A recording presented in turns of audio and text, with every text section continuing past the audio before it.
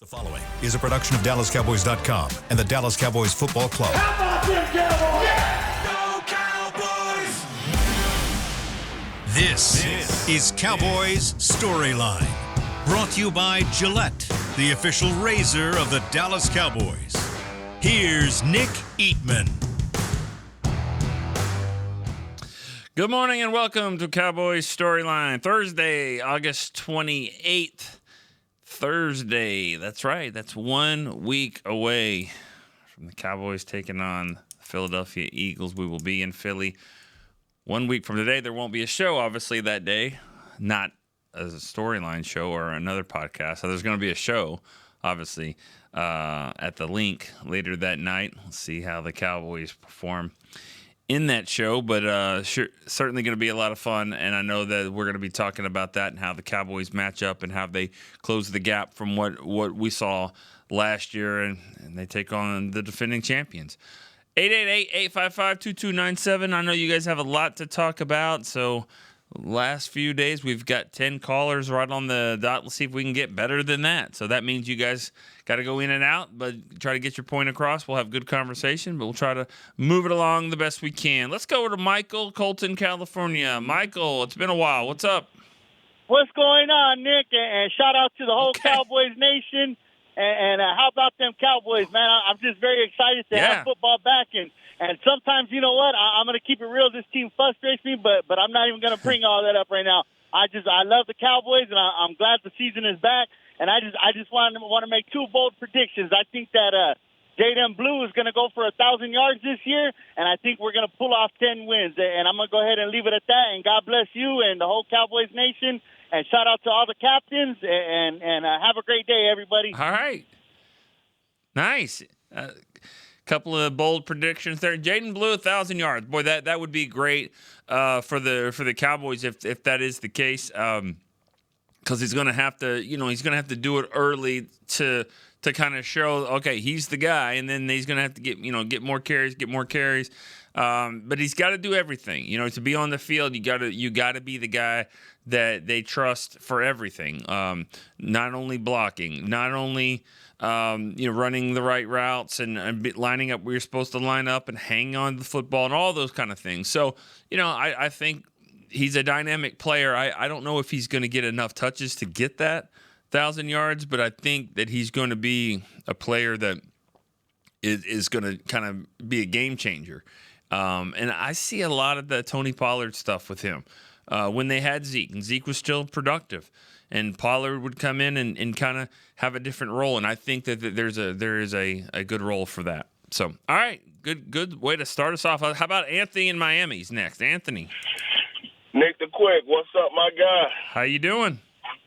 Man, you know what time it is with me, baby. It's always positivity, always inspiration. Gonna give the people a little positivity and inspiration. It's the beginning of the season poem, baby.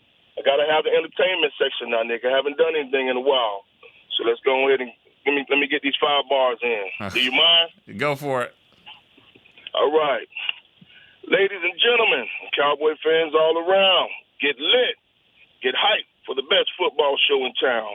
Our boys versus the Eagles to start the 2025 NFL season.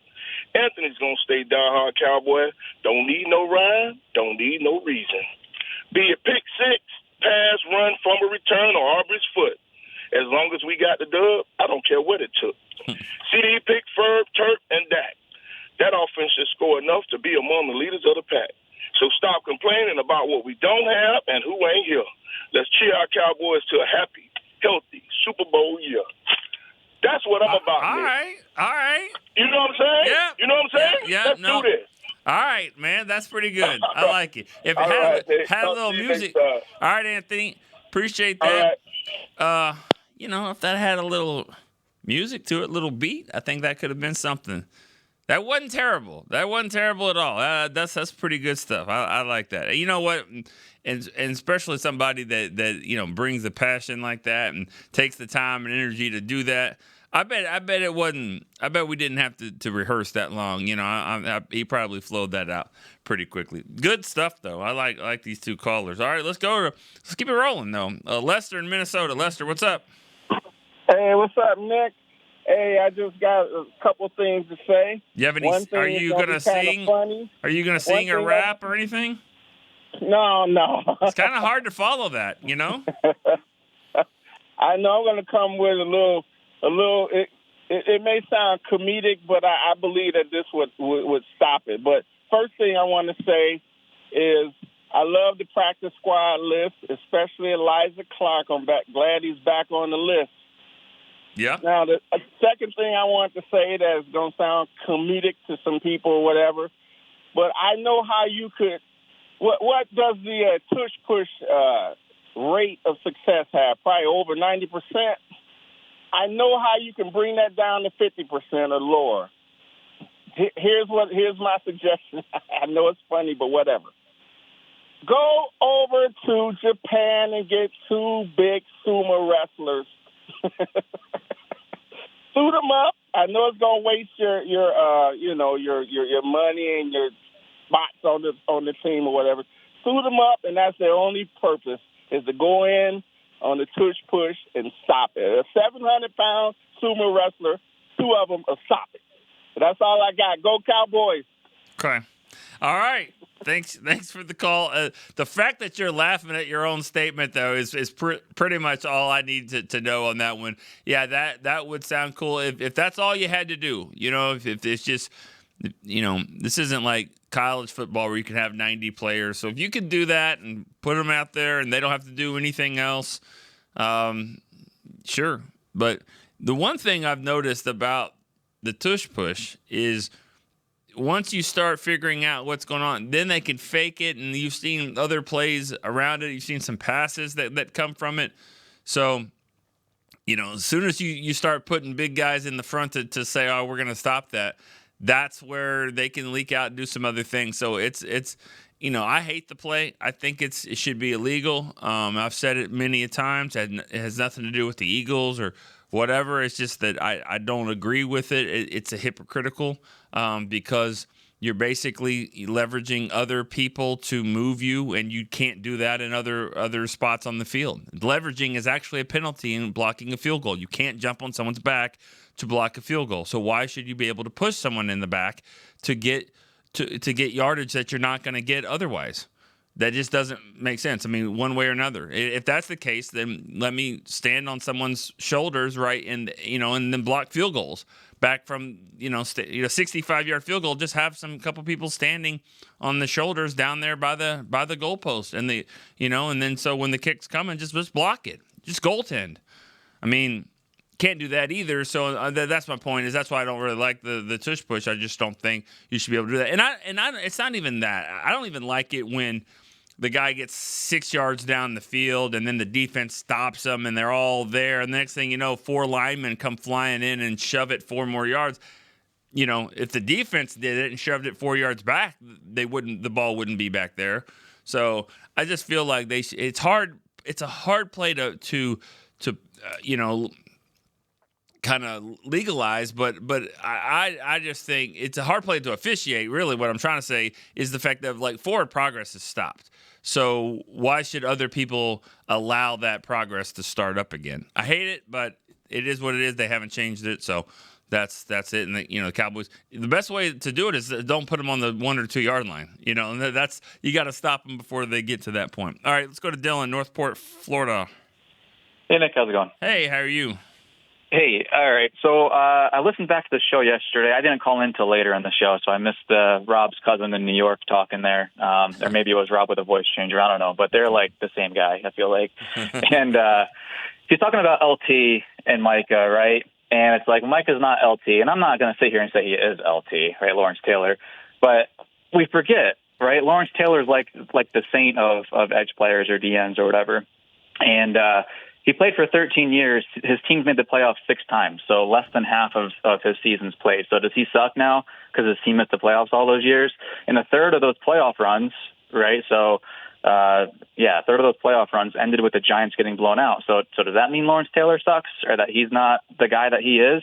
Like, it's easy to sit here and look at the team losing or getting blown out and being like, well, your highest paid player didn't have any sacks in the stat sheet, so it's his fault. He sucks. When you can literally just turn on the film, go look at the all-22, And it's easy to see what he does, even if he's not showing up on the stat sheet. I mean, I'm watching him in the Green Bay game. He takes on a tight end on a chip block, right? Takes on the right tackle, goes and takes on the running back, still gets a quarterback pressure. This is all less than 3 seconds. And then Jordan Love's backpedaling and just chucks the ball down the field on a Hail Mary-looking throw, and there's not a DB within 20 yards of the receiver. How is that on Micah Parsons? Like, it's more than one guy. And I'm not saying Micah is the end-all, be-all, cure-all for everything, but you look at the stats and all the advanced analytics and everything, you see the EPA, which is, I know you know, but it's expected points added. It's an advanced analytics stat. They're the number one ranked team in the NFL since he's been in the league in that particular stat, which is, it just measures success per play. And without him on the field, they're dead last. So, like, every stat, every piece of film you could look at, everything indicates that this team is light years better with Micah on the field than without. And I can understand if people want to trade him and get the draft capital and rebuild and all. That's all logical and makes sense. But I won't understand for the life of me the passion some of these fans have in trading him because they think he's not good enough. That's where it kind of rubs me the wrong way. Yeah, I mean, he's phenomenal. You're right about that. The stats show that when he was here last year, the last, 5 or 6 games when he came back from the injury, I think they led the league in sacks. Not just him, but the other guys. All of a sudden, they couldn't even get a pressure on the quarterback without him there. And all of a sudden, Carl Lawson has 5 sacks.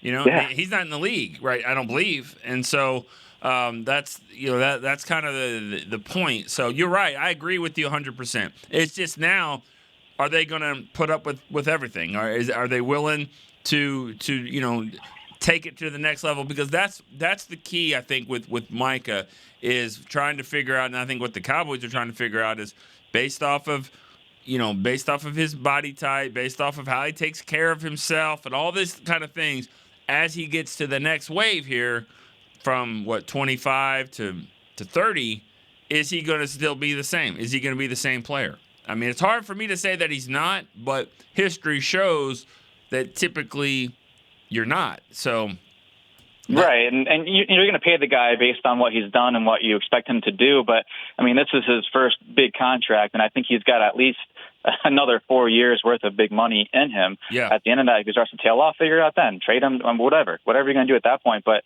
to not pay him now, again, if you're rebuilding, you want the picks, that's fine. But as Cowboys fans, I just think we've got to do better in giving him credit where credit's due, because a lot of us are disassociating ourselves with him and how great he's actually been for the sake of, well, maybe they just don't like the guy, his character, whatever it might be, when in reality, he's been like the elite of the elite in the NFL. Yeah. I think that's a great point, Dylan, and I appreciate you calling and throwing that in there. You're right, and voice of reason there. And I is he going to get traded?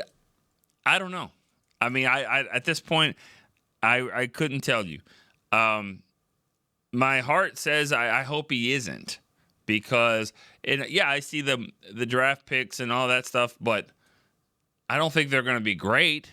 Now, do you package those up? Sure, you can do that. And if you feel like you needed to get a quarterback in the next few years, then having multiple first-round picks, regardless of where they are, that can probably help you get to where you want to go. But I'm with Dylan on, when he's on the field, he's an absolute badass. And I think he makes your team so much better. We've seen that. I mean, when he's played most of the season, they win 12 games.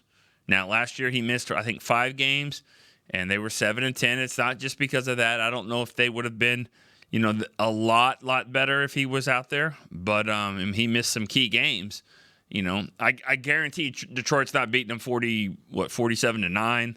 They're not beating them like that if Micah Parsons is out there. No, they were a better team. They're probably going to win the game. But I just think he makes everything so much better. And sometimes you got to figure out, is it worth it?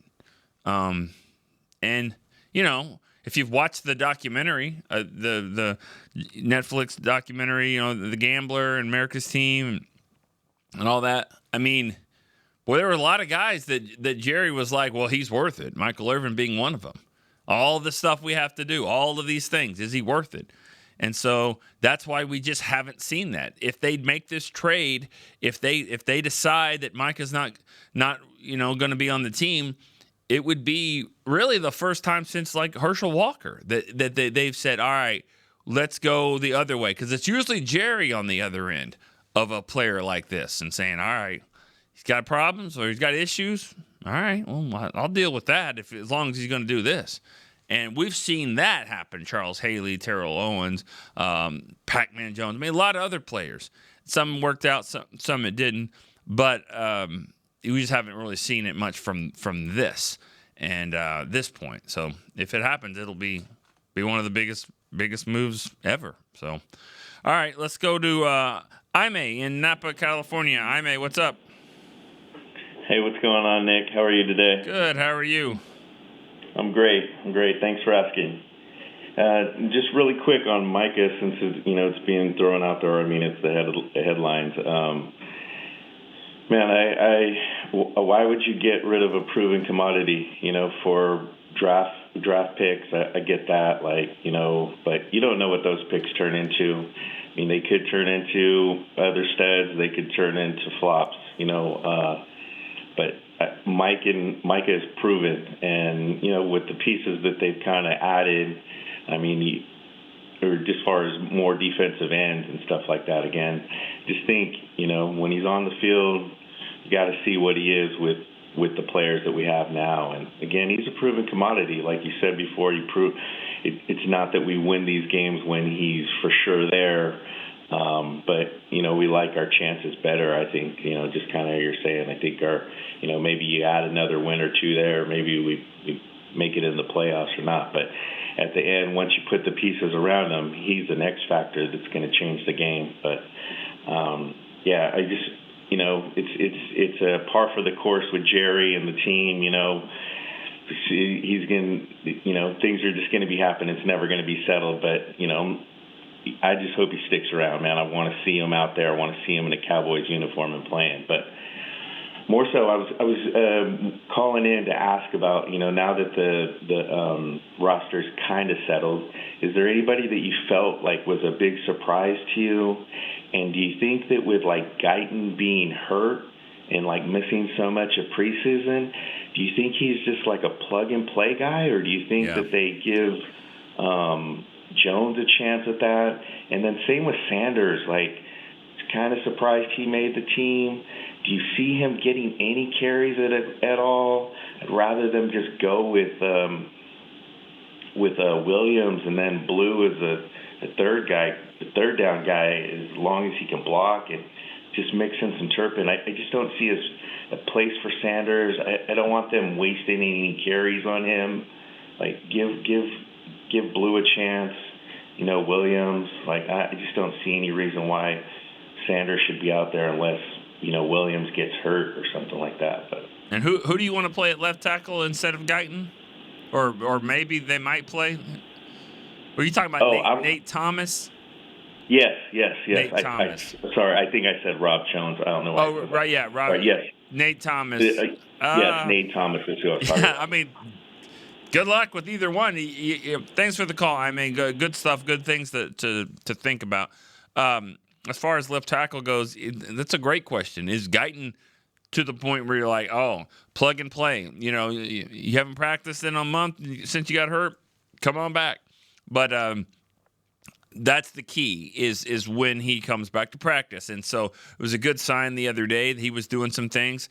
Tomorrow's a big practice day for them, and this kind of starts the week of practice. So I think if he can get out there and he did some good things. So I think he's already kind of in that transition back. I think he'll have a couple of practices under his belt, and if that's the case, then I think they'll put him out there. Nate Thomas has got a lot of work, but I think their goal is to try to get Tyler Guyton in there to practice some so he can be ready to play that first game. And then as for Miles Sanders, that's a little bit of a surprise too. Miles was a surprise, but as far as keeping all the backs there, I didn't think that they would. I didn't think they would keep Williams and Sanders and Blue. or I really thought they might bring somebody else in, but it just didn't materialize. So you never know. Something might happen. You know, we haven't seen a ton of Miles Sanders yet. We don't really know how all that's going to work. I kind of thought he was the favorite for me going into the season, that he would be the guy that would start. I'm not looking at what he did in Carolina. I don't think anybody's gone to Carolina and had success in the last few years. So I don't even think about that. I thought he was a pretty productive player for the Eagles, and I thought, you know, based off a good situation, he could be that guy here, and maybe he can be. So we'll see what kind of role that is. I think we're putting a lot of eggs in the basket of Jaden Blue. I really do. It's a 5th-round pick. A lot of teams passed on him, including the Cowboys a few times. So he's got some things, some growing, you know, pains that he's gonna experience. You know, he's a dynamic runner as far as athletic ability, but I still think there are some things about him, and I just have a hard time thinking he's going to come right in and be great. Now, is he Kyren Williams from the Rams, 5th-round pick? That would be awesome. But remember this though. I did a study just a couple of years ago about, or just last year, just about, you know, the last, 6 years of all the running backs that make the Pro Bowl. It's about 85% of them are 1st or 2nd round picks. Now, there's some 3rd rounders, like Kamara's made it a couple times, you know, and I think Mostert from Miami was a 5th round pick, and Kyren Williams is a 5th round pick. So, and then there's been an undrafted player. Maybe Mostert was the undrafted player, but there's only a few. And so the point is that, you know, it's rare that a guy could come right in like Blue. So let's just be careful by saying, why is he taking his snaps and all that? I think there's a lot more to it. Let's go to Zach in Atlanta here before we take a break. Let's go. Okay. Let's go. Hey, in the words of Jason Garrett, it's Monday right now? Okay, first of all, those weren't the Sunday? words of Jason Garrett. So I love how you did that and then say in the words of Jason Garrett, because those two things didn't mix. Sorry, in the words of Jason Garrett, what? On game week, when it was an off-schedule game, it's like he said, well, it's Monday right now, guys. Happy Come on. Thursday. That's right. Yeah, happy Thursday, yeah. I don't even know. What is this? Yeah, and I'm also clapping at the same time right now.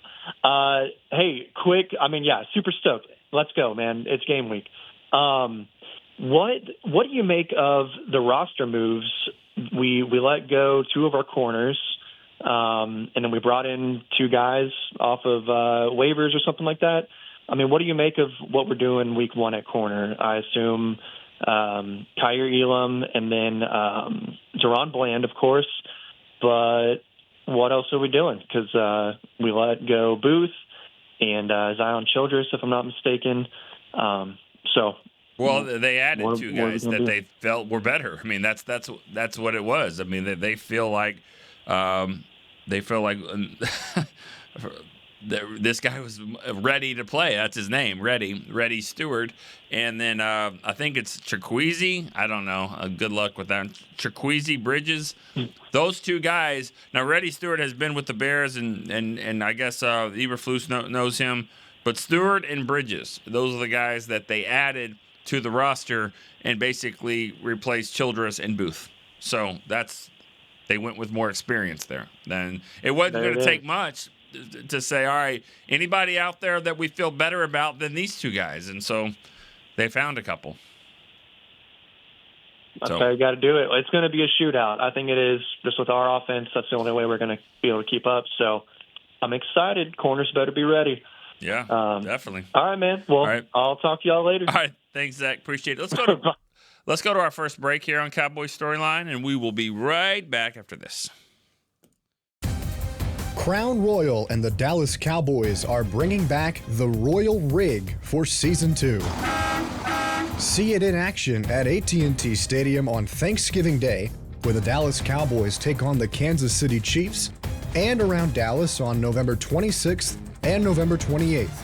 Visit crownroyal.com to see where else the Royal Rig is stopping this NFL season. That's crownroyal.com.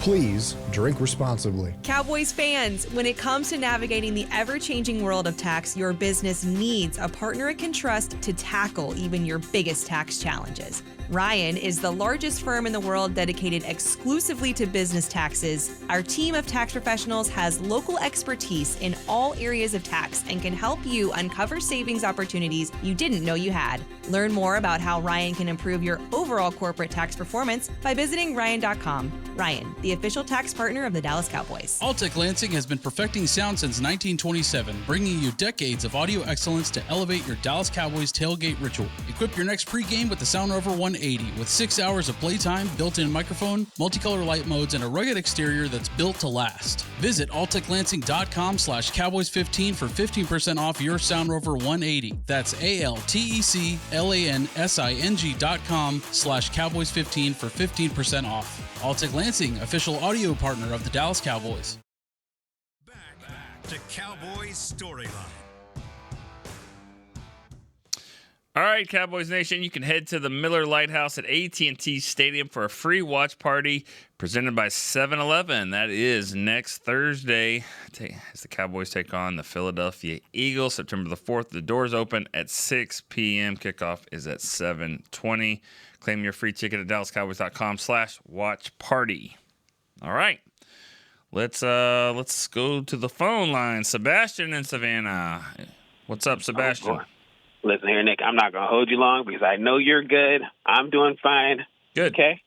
You guys are busier than I've ever seen. It's amazing. It's fantastic. Shout out to all the guys who won the award, the Emmy, the double Emmy, which was amazing, by the way. Can't wait for you to be up again next year. Thank you. And here is my question. Just want to pick your brain about two USFL players. Number one, Happy Perrion Winfrey made the team. This team has showed you that Jerry Jones and Will McClay, no stone is left unturned. So the USFL is actually becoming a pathway, kind of like the minor leagues to baseball, to get to the NFL. So for the guys who don't make it in this training camp, keep your head held high, go play for that USFL, and see if you can make it next year. Which brings me to Kevontae Turpin. Clearly, Kevontae has grown some reverence with the coaching staff and the fans, and it seems like he's a big part of what's going to be going on this year. But I have a question. Do you think he's going to be facing a suspension from the arrest down in Allen, Texas earlier this year? Because, you know, the commissioner loves to sneak those on us right at the beginning of the season. That's all I want to know. You have a great day. Love the popularity of the show. Talk to you next time. All right. Appreciate it. Thanks, Sebastian. As for Turpin, I don't think that's going to happen. You know, with again, every you know, the NFL can do what they want. Goodell can do what he wants, but just based off precedents, I don't know. I don't think Sam Williams didn't face that. Every situation is different, but I just don't feel like that Turpin is gonna. I mean, I've asked that question I guess it was been a couple months. I mean, I asked that question. I didn't get the sense that wasn't going to happen.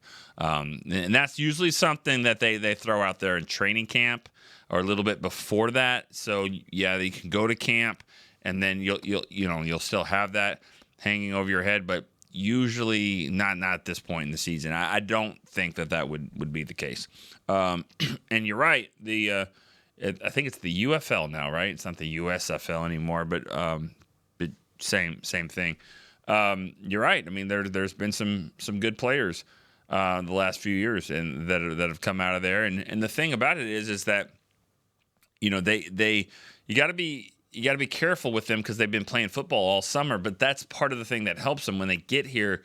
They have been playing football, so they're in football shape for sure. And you know, a guy like Perrion Winfrey took advantage, and obviously Turpin did as well, and Brandon Aubrey too. So, you know, some of the Cowboys' best players, especially on special teams, have come from the other leagues.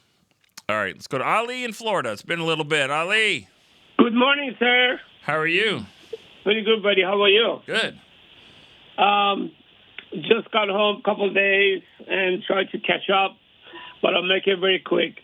Thank you for my 80, and I've been traveling with it. And if you and family or Chris and family want to come to Tampa, I'll throw a red carpet for you. All right. Then also, I think I was told that maybe you're writing a book. I can help you with the cover if you need it. And as far as the game is concerned, I know on the paper Eagle looks great, but I have a gut feeling Cowboys is going to win the game. Okay. And the last question I have for you is this. Do you think Michael Parsons getting a second opinion on his back is disguised for a team that might want to trade him taking a physical? And I hang up and listen. All right. At this point, I said this, it was the title of our show. At this point, everything is on the table.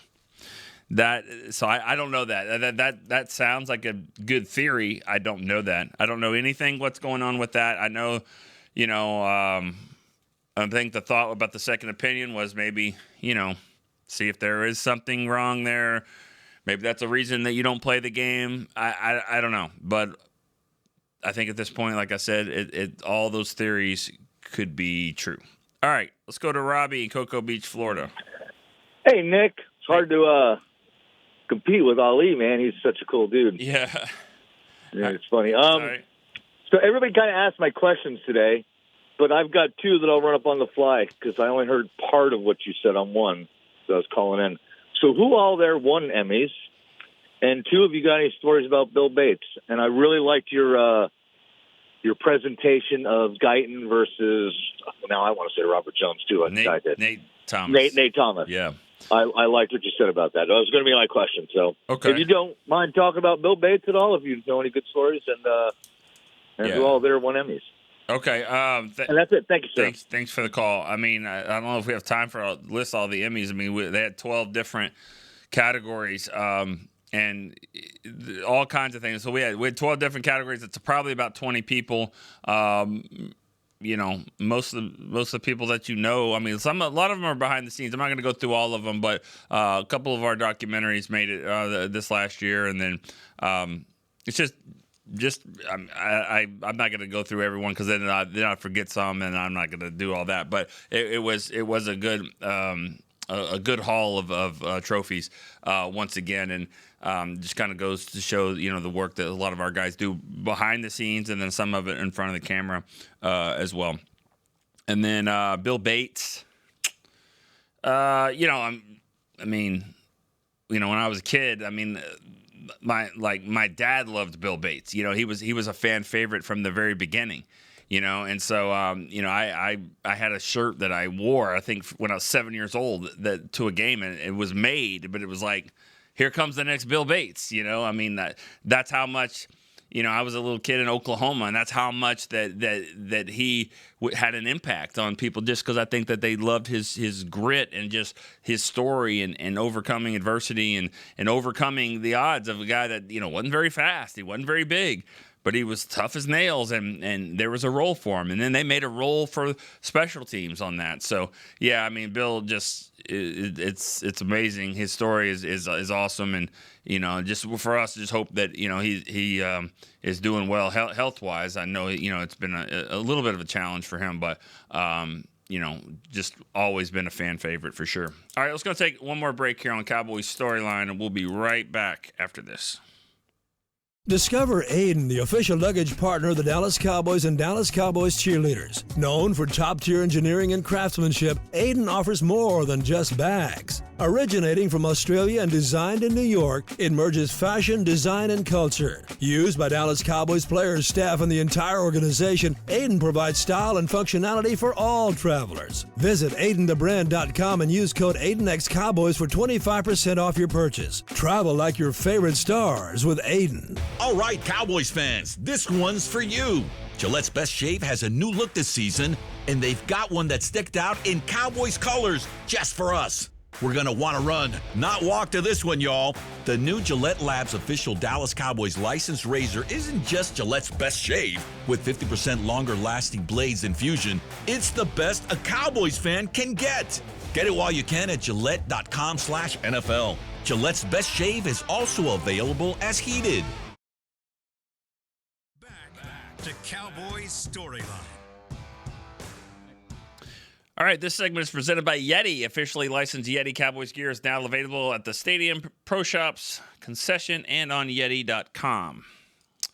Okay, got a few more minutes here on the show. Let's go to Rick. He's in Massachusetts. Rick, what is up? Hey, Nick, how you doing? I'm good. How are you? Okay.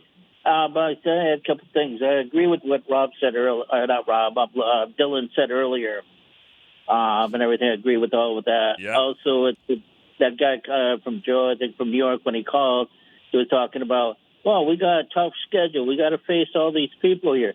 Well, the Eagles and the Commanders and the Giants have to face the same teams, and the Eagles have to place the first-place teams. Well, we only have to place the third-place teams on those 3 extra games. So you got to look at both sides. They got a tough schedule. We got a tough schedule. Yep. So it could go either way. Yeah. I mean, I think that what makes it tough, too, is just that, the divisions that you match up with are the divisions that had 3 teams and make it to the playoffs. So I mean, you have to take on the AFC West. I believe the Chiefs, the Chargers, and the Broncos maybe made the playoffs, and then on the NFC North, the Lions, the Vikings, the Packers, they all made it, and the Bears are a team that's supposed to be better too. So, I mean, that's one of those things. You're right, third place, first place, but still these teams were playoff teams. And so I think that's what makes the schedule. It doesn't seem like, forget the Eagles, it's not a traditional third place schedule because the Cowboys are facing third place teams that made the playoffs. Yeah, the other question I had was, any heard on Isaiah Land or Zion Childress going back to the practice squad? Isaiah Land, that's what I've heard. I've heard that. I know Patrick Walker was working on that story last night. I believe that is the plan, that he would be back here. That seems so long ago. It's only been a couple years. I know that he was a fan favorite for sure, but I didn't know that kind of where he had been. I know he went to the Colts. I'm not really sure, but yeah, he was a guy that made a little waves in training camp. That just couldn't find a spot for him. They thought it could get him on the practice squad, and it didn't work out. But anyways, he does seem like that is the going to happen. But this is one of those times where they're just trying to figure out who all's here, and they claim some guys, and they cut Childress and Booth, and maybe they're going to put both of them on the practice squad. So there's a few moving parts here. All right, let's go to Cowboy Nico. He's in Colorado Springs. Hey, what's up, Nick? How are you doing, man? I hear it's a great show so far. I truly enjoy it. It's hard to get in, but I appreciate you taking my call and Chris doing all the work back there. Real quick, I just wanted to touch on something, Nick. I'm nervous. I think, honestly, we're going to go 7-10 this season. I just don't believe in Schottenheimer. I told you that when he got hired. I just don't believe in him. I know we haven't seen anything, but I don't believe in him. Until you do something, I don't have a choice not to believe in you. And the last thing I got is that documentary is fantastic. I highly recommend all Cowboy fans watching it. It brought me back, a couple of years, and I enjoyed that. But I want that Jerry Jones back. I don't know where he's been. I don't know what's happened, but I want that Jerry Jones back, that fire, that I will buy a Super Bowl if I have to. I will throw the NFL system and go with Pepsi and Miller Lite. I want that Jerry Jones, not as an owner. I want it as a GM. Jerry, get us a Super Bowl, because this year, this ain't it. Nick, that's all I got. I'm out. All right. Appreciate it. I don't know. That's just a matter of opinion when it comes to, just saying, I don't trust this guy. I don't believe in him. I don't know anything about him, but I just don't believe in him. You don't have to. I mean, that's totally fine. As long as that's kind of consistent, if that's kind of the way it is. You don't believe in the coach for the Bears. You don't believe in any of those first-year coaches or anything like that until they do something, which is fine. And that is totally within your right. I mean, there's probably people that didn't believe in Andy Reid, and then he's one of the best of all time. I mean, Bill Belichick, didn't really work out his first place. Pete Carroll, those guys. I mean, Jimmy Johnson went 1-15. I mean, there's a lot of guys. You don't believe in them, these people early on. So, and I'm not saying he's going to be one of those. I'm just saying, I like what I've heard and seen from him so far. But yeah, we all know this was going to happen. He can win the offseason because that they don't keep score. But if he doesn't push the right buttons here this week against Philly or next few games or whatever, then yeah, he'll have the fans hot and upset and stuff like that. I mean, everybody loved Jason Garrett. Everyone loved Garrett as a player, and then first year interim coach, he did a pretty good job, turned some things around. He had the right attitude, all that stuff. But then he went 8-8 3 years in a row, and then everybody's kind of changed their tune, and they called him names, and he's got memes and stuff like that. So you have to win. That's what it is. It doesn't matter. You have to win. We all know that. All right, let's go to Brian in Fresno. Hey, Nick, thanks for taking my call, man. No problem. How you doing? I'm doing well. Hey, been watching for a long time. My first time coming on the show, and I appreciate you. Okay. Really just trying to remain positive going into the season. Longtime Cowboy fan, 43 years here. I'm not giving up on the team. But I will say I'm having my doubts about this Cowboys team. Yeah. The main I think for me is that, we haven't done enough to address the run game. Still a lot of questions there on the back end. Safety spot in particular from last year's play going into this year's play. I just don't trust those safeties. Cornerback, it could be a toss-up. I think they have the guys there to make it work. Really, my question to you, Nick, is what's your confidence level in Dak going into the season? Just from the last interview I watched him, he looks scared to me. He doesn't sound very confident, and I know he's probably worried about the running game, so most Cowboy fans are. I'm hoping that area will improve this year from last year. Maybe we have somebody there, Blue or somebody that can show up and make this thing work. But my question to you is what confidence do you think you have in Dak this year moving forward? Do you see him returning to form and playing well? I know a lot of things ride on that, especially with this offensive line, but what's your gut telling you this year with Dak? All right. Well, I think I don't know what interview you saw, or I guess it was the last one he did, and I don't know which part of it got you to say that. Or, he might be a lot of things. I don't think he's scared. I don't think scared is going to be one of them. I don't believe that. That's something that I've always thought when you've dealt with things in your personal life much bigger than football, that isn't the actual mindset that you have. So maybe he's not as confident about some areas or whatever. I don't know if scared is the right word, but maybe just unsure, if that's what you're saying. I think he's going to be confident. I think he thinks that they've got some weapons here that they haven't had before. So I think he's actually probably got more confidence about this offense than we've seen. And I think as long as he can find a way to play football, run when you have to run, slide when you have to slide, get rid of the ball. But you can't do this read options and not ever keep the ball. You have to do that, or that stuff's not going to work. So I think if he can get into the flow, don't think about injuries, don't worry about that, just go play football, I think that's when he's at his best, and I think this team can have some success. All right, let's go to our last caller today, Irene in Falls Church, Virginia. Irene, what's up?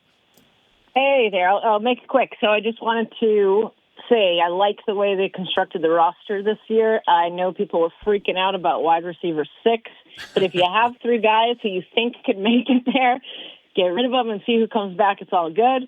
I like them going short on tight end.